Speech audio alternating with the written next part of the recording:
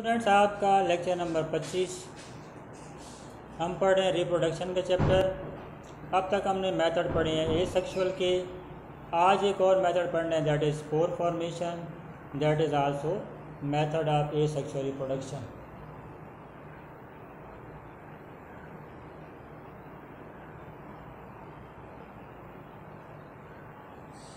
Spore formation Rhizopus के अंदर होती है।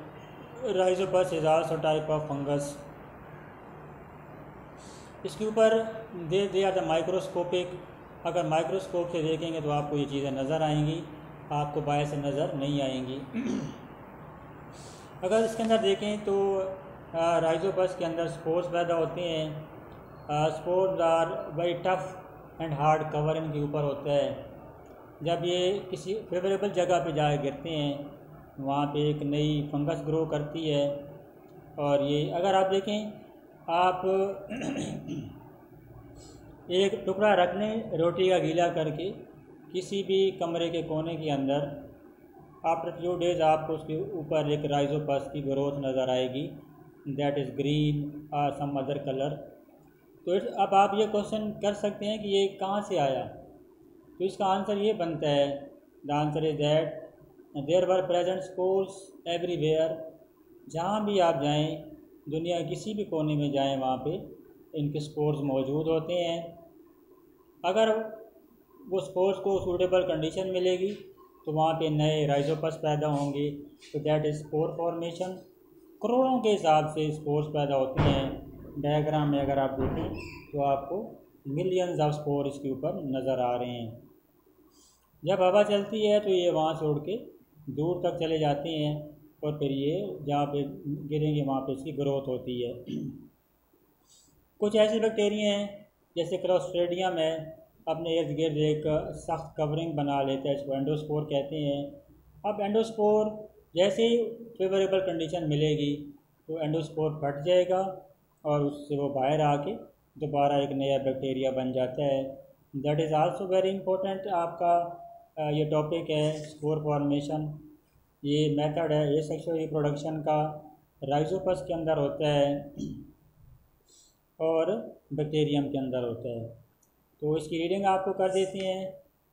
It is generally seen in the most fungi rhizopus. When rhizopus reaches reproductive age, its body cells form thick walled spores called sex sporangia. Inside each sporangium, a cell divides many times and form many daughter cells called spores. अब definition आ रही है, what is spore? Spore is covered with a thick wall called cyst and it can survive unfavorable condition. When sporangia are mature, they burst and release spores. Under favorable condition, the spores germinate and develop into rhizopus. जैसे condition favorable मिलती है तो development होगी। Under unfavorable conditions, some species of bacteria reproduce by forming spores, e.g. Clostridium and Bacillus species. The bacterial spores are also thick-walled. They are found inside the bacterial cell, so are called endospore. Diagram भी बनाए इसकी, long question है। उसके बाद parthenogenesis है।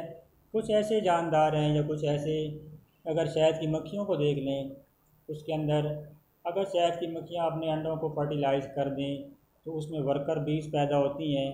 अगर उसमें fertilisation ना हो तो दैट प्रोड्यूस ड्रोन्स। तो ड्रोन का काम होता है ओनली खाना पीना और दूसरी मक्खियों को तंग करना। तो पार्थिनोजेनेसिस एक ऐसे प्रोसेस है जिसमें अगर एग फर्टिलाइज हो जाए तो उसमें वर्कर बीज पैदा होंगी या सही ऑर्गेनिज्म पैदा होंगे। अगर अनफर्टिलाइज एग रह जाएं तो फिर ये जैसे कि ड्रोन्स हैं, नो वर्क, सिर्फ खाना पीना और दूसरी मक्खियों को तंग करना। कुछ मछलियों में ये प्रोसेस होता है, कुछ फ्रॉग के अंदर होता है, इंसेक्ट्स के अंदर होता है। वेरी इंपॉर्टेंट है आपका पार्थिनोजेनेसिस शॉर्ट क्वेश्चन के लिए।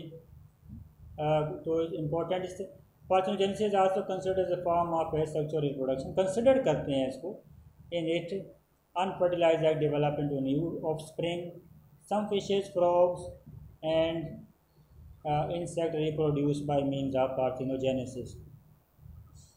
Similarly, queen honey lays eggs in the cells or honeycomb. Many eggs remain unfertilized and develop into haploid males. देखें, unfertilized develop into haploid males drones कहलाते हैं by parthenogenesis.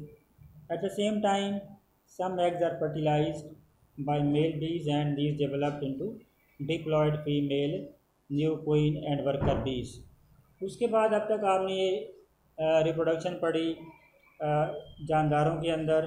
अब हमारा topic है vegetative propagation. अगला topic है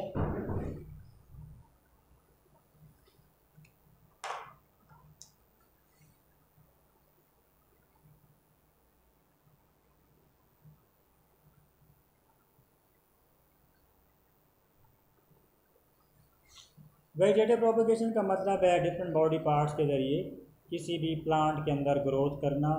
तो इसकी भी टाइप्स हैं. नेचुरल वेजिटेटिव प्रोपेगेशन है, तो उसकी आगे टाइप्स अगर आप देखें,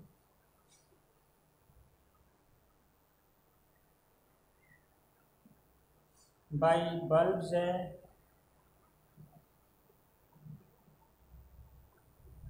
बाय कोर्स है, राइजोम्स है,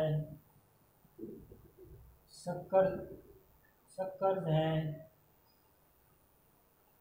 उसके अलावा स्टेम ट्यूबर्स हैं,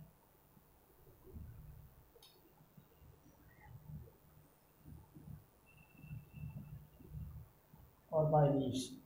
तो देयर आर 6 मेथड आलमोस्ट जिसके ज़रिए से आप प्लांट्स के अंदर प्रोपेगेशन करवा सकते हैं.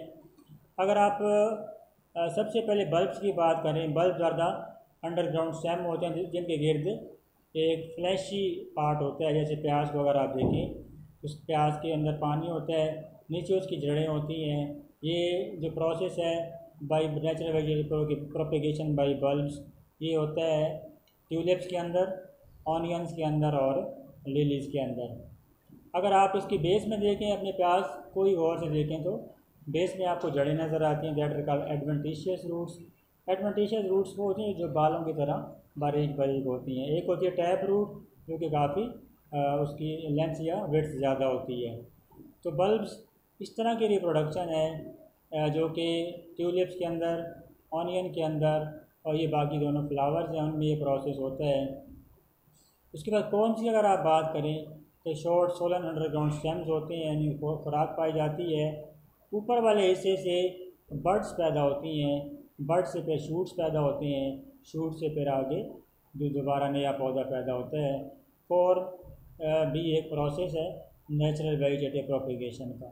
राइजोम की अगर आप बात करें, जिंजर अरबी के अंदर ये प्रोसेस होता है, जिंजर के अंदर होता है ये प्रोसेस. अदरक के अंदर, अदरक के नीचे अगर आप देखें, यहाँ भी जड़ें होती हैं. इसका स्टेम ग्रो करता जाता है आगे की तरफ, इसमें से नए पत्ते निकलते जाते हैं, नई जड़ें निकलती हैं, पार्ट ग्रो करके आगे से आगे बढ़ते रहते हैं. इस तरह बहुत सारी अदरक के पार्ट्स आपको ये जो बड नज़र आ रही हैं, बड से फिर आगे पूरी बॉडी बनेगी. स्टेम ट्यूबर्स की अगर आप बात करें, आलू एक स्टेम ट्यूबर कहलाता है. इसके ऊपर छोटी छोटी आइज़ होती हैं. उन आइज़ को वो इसे काट के अगर आप ज़मीन के अंदर कास्ट कर दें तो आपको वहाँ पे नए प्लांट्स मिलेंगे. उन नए प्लांट्स पर आप आगे नई ग्रोथ करवा सकते हैं. शकर्स की अगर आप बात करें, पुदीना के अंदर आप देखें तो अगर आप पुदीने का पौधा लगा दें तो ज़मीन के अंदर से जड़ें तना आगे की तरफ मूव करेगा, उसमें से एक और पत्ता निकल आएगा, उसमें से फिर एक और पत्ता निकल आता है. इस तरह केले की भी इसी तरीके से प्रोडक्शन की जाती है. तो शकर्स के ज़रिए भी प्रोडक्शन आप कर सकते हैं. ये प्लांट्स के अंदर है. उसके बाद लीव्स की अगर आप कुछ ऐसे प्लांट हैं, उनके पत्ते अगर गिर जाएँ ज़मीन पर, उनके पत्तों के मार्जिन के ऊपर कुछ नोचेस होती हैं, और नोचेस के ऊपर नए प्लांट ग्रो करते हैं और ये प्रोसेस चलता रहता है. That is called natural vegetative propagation. आपका ये इम्पोर्टेंट लॉन्ग क्वेश्चन है. बुक में लास्ट टाइम ये बोर्ड के पेपरों में भी आ चुका है. इसको एक बार रीड कर देता हूँ. Natural vegetative propagation by bulbs. Bulbs are short underground stem surrounded by thick fleshy leaves that contain stored food. Adventitious roots emerge under the base, while shoots emerge from the top of the base. Tulips, onion, and lilies reproduce by bulbs. Corms are short and swollen underground stems containing stored food. Buds are present at the top of form. From a bud, shoot grows and form a new plant. Dasheen and garlic reproduce by corms. अरबी डैशिन को कहते हैं और garlic आपको पता है लहसुन. Rhizome are horizontal underground stems with scale leaves. There are enlarged portion called nodes on rhizome. Buds are produced at nodes. The bud present on the upper surface of rhizome gave rise to shoot. The lower surface of rhizome produces adventitious roots. Ginger, ferns, water lilies reproduced by rhizomes. Stem tubers are the large portion of underground stems. There are aggregation of tiny buds in the form of eyes along the surface of tubers. Each bud develops into shoot that grows upward and also produces roots. Potatoes and yam reproduced by the tubers. Suckers are lateral stem close to the ground level. Sucker means जो बाद में stem पैदा होता है, lateral stem. A sucker grows underground from some distance and then turn up, producing the new plant. Mint and chrysanthemum reproduce in this way. उसके बाद vegetative propagation by leaves is not common and is seen in the plants such as Bryophyllum. This plant has fleshy leaves. Adventitious buds are present at the margin of leaves. When leaf falls on the ground, the bud grow into new shoot. तो diary आपकी page number 74, 75 और 76.